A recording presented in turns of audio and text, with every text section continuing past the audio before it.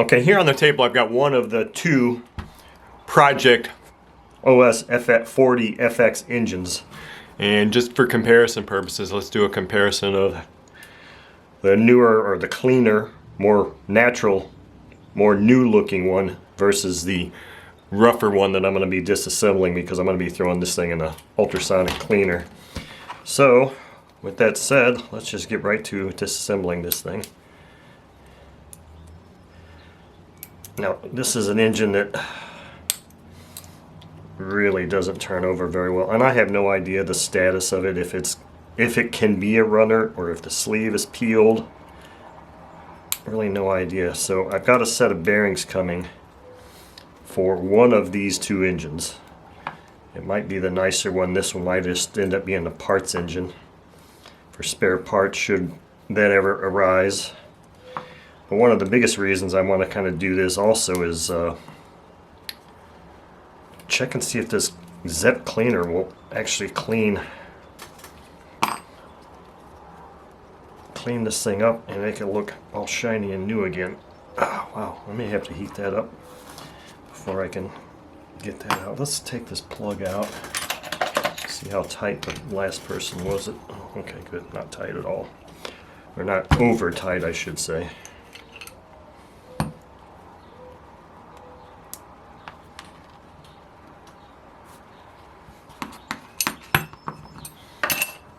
I guess for the heck of it, let's take this carb off now.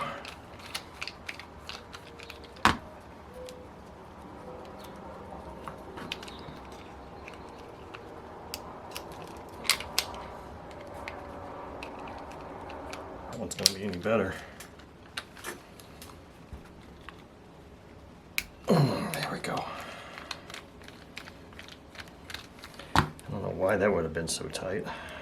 It's never a good thing.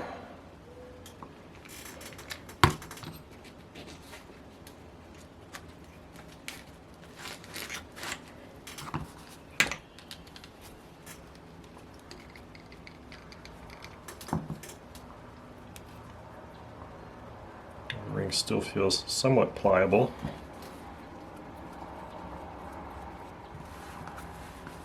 I don't know if this blue background, I've been using this as opposed to this because it seems like it gives me a little bit better contrast and hopefully a little bit better video image. I'm probably just going to end up having to heat this thing up and getting that rear cover off because that rear cover feels really stubborn.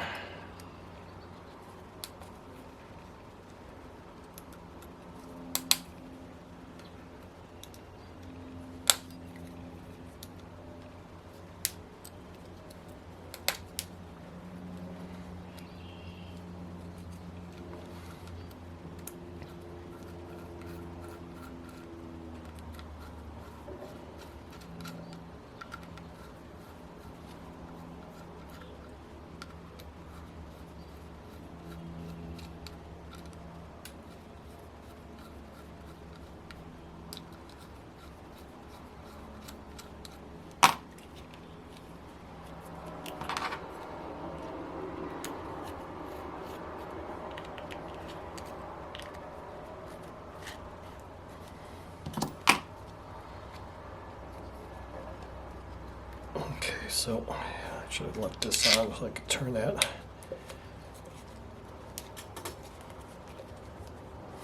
Okay, I think at this point I'm just going to have to start putting some oil in here and heating this thing up.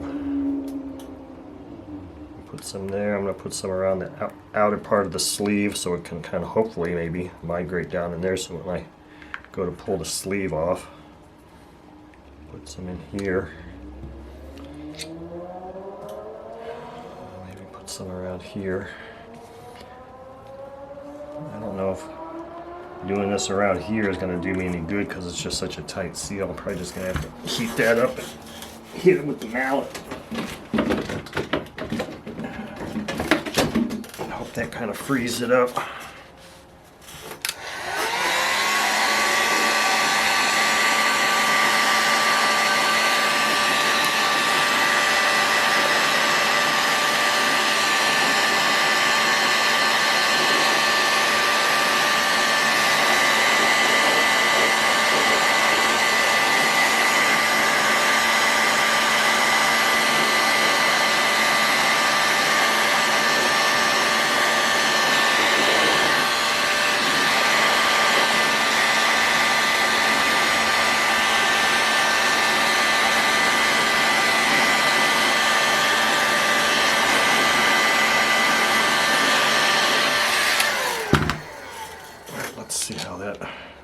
loosens anything up some.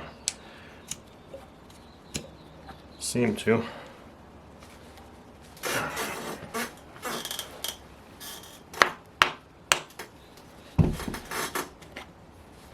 Okay, so now let's see, use my popsicle stick and see if I can push this sleeve out.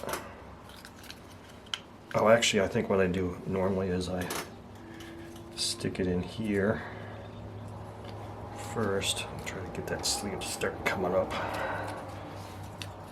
And then try to get in here. There.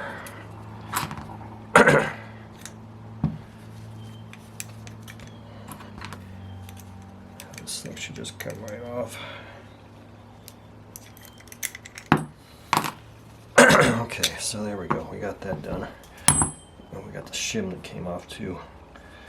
I guess the good news is, initially at least, I'm not seeing any evidence of sleeve peel.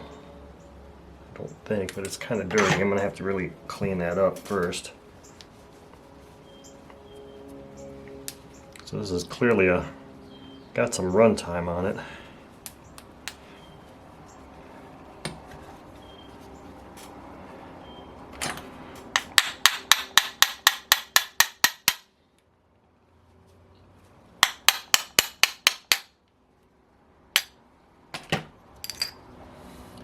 Bearing came off with that.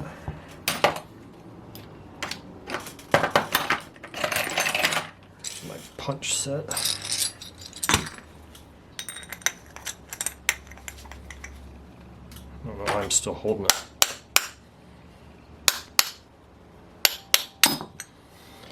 I guess it is still kind of warm. Alright, so next step, get this bearing off of here, which feels pretty gnarly. I need my vise. So just kind of slide some of this stuff out of the way and demonstrate this little process real quick. So when I do a rear bearing that's stuck on the crankshaft, I just put it on here, use one of my punches, and just start tapping it down.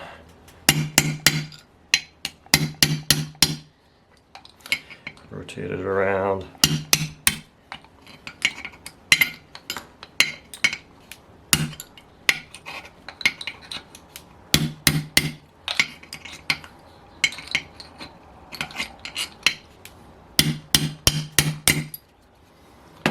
And there you have it. That's off. So now we've got this thing to a point where I can go put it all in the ultrasonic cleaner.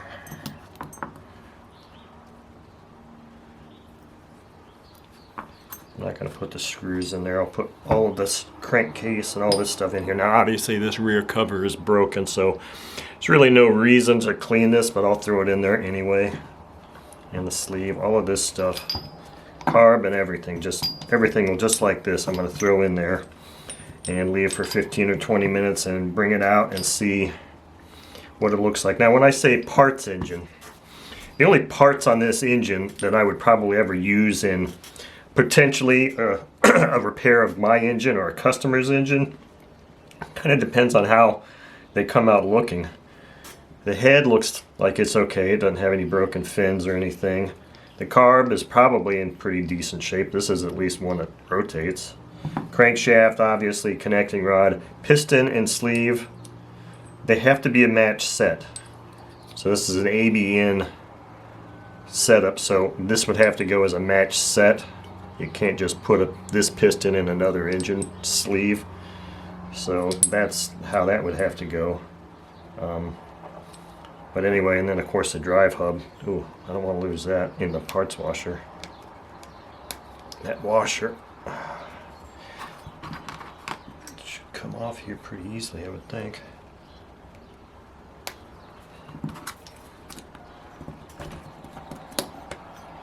That's weird. Feels like it's adhered to that. I wonder if it's magnetic. If it's magnetic and goes in the parts washer, it would be a big deal. Yeah, this is aluminum. That's magnetic. So if that thing comes off in the parts washer, I'll be able to easily find it. sometimes you get into those situations where you go to dump a washer, and you gotta make sure that all your parts are out of it. So I'm gonna turn off the video here, go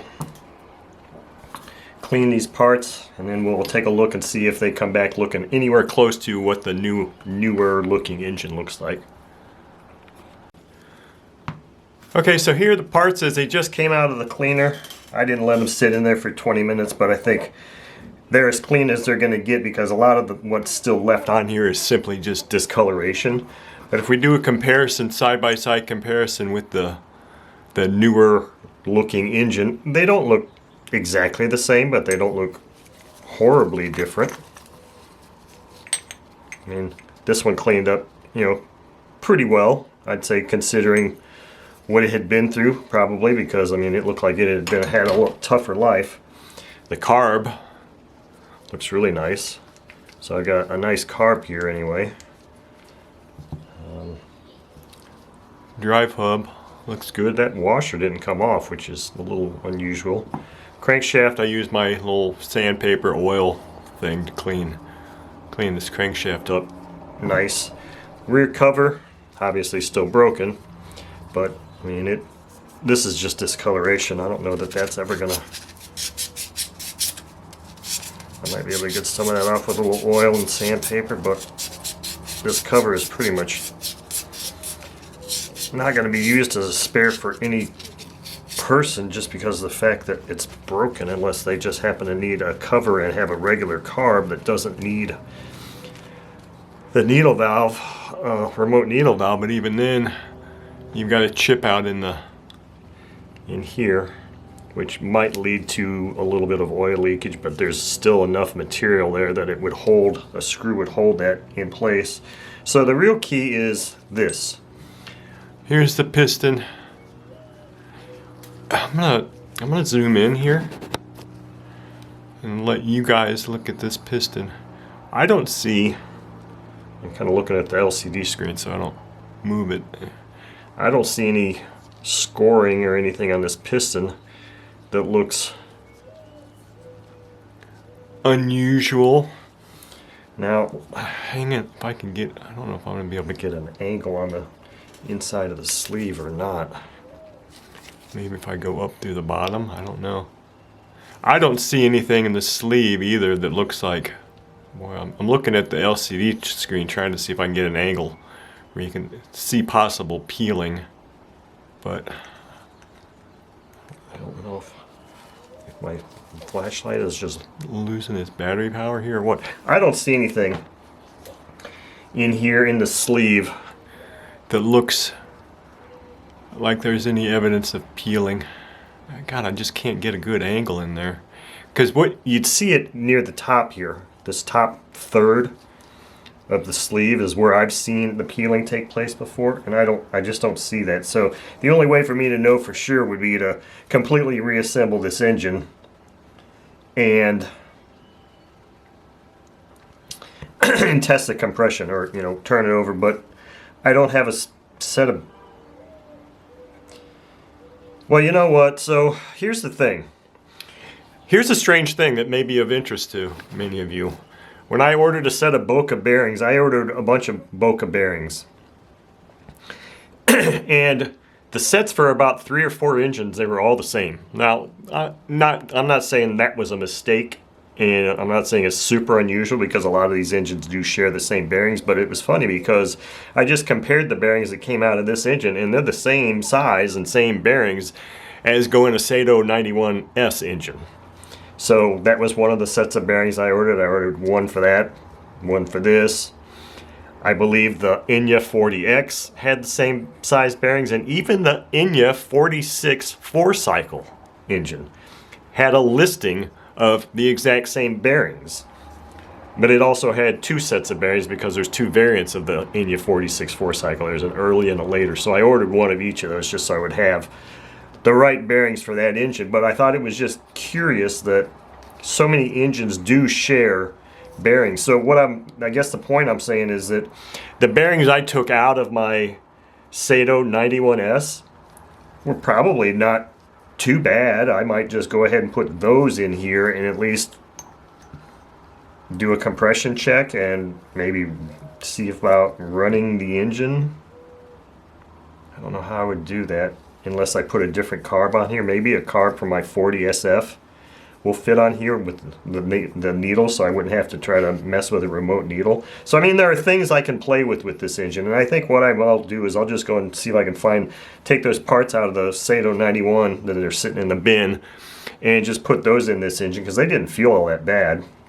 And we'll just take it from there and see. I mean, maybe I'll have two, semi-running engines. They won't have complete parts, but at least then I'll be able to tell how it runs and that type of thing, and then we'll just take it from there. So that is our little disassembly cleaning engine comparison video for today.